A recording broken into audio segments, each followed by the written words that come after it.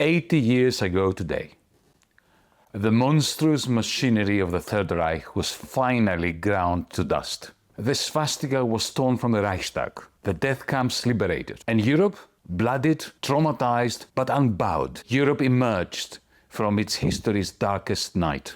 It was not merely a military victory. It was a triumph of solidarity over fascism, of internationalism over racial tyranny, of humanism over industrial-scale slaughter.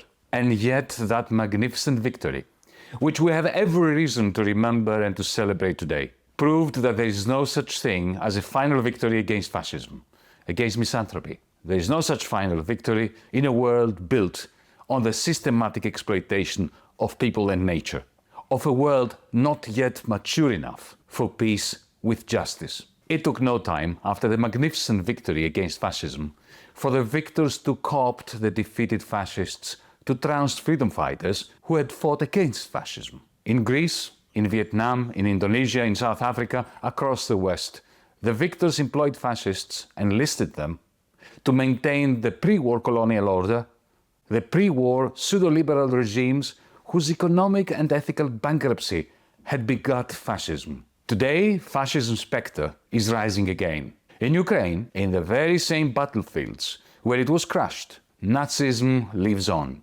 armed to the teeth, striking out both from within the Azov battalion and the Wagner group.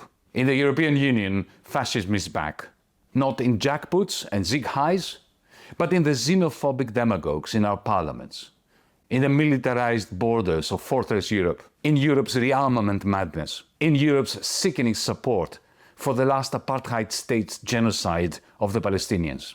The defeat of Nazism was scarcely the work of generals or politicians alone. The defeat of Nazism was the result of sacrifices by millions of unsung heroines and heroes, partisans, women and men resistance fighters, ordinary soldiers, the working women and men who starved and bled to break fascism's spine. That is the legacy we must reclaim, not the hollow nationalism of flag-waving, of military parades, but the radical internationalist solidarity that once united the world against tyranny. 80 years on, the fight is not over.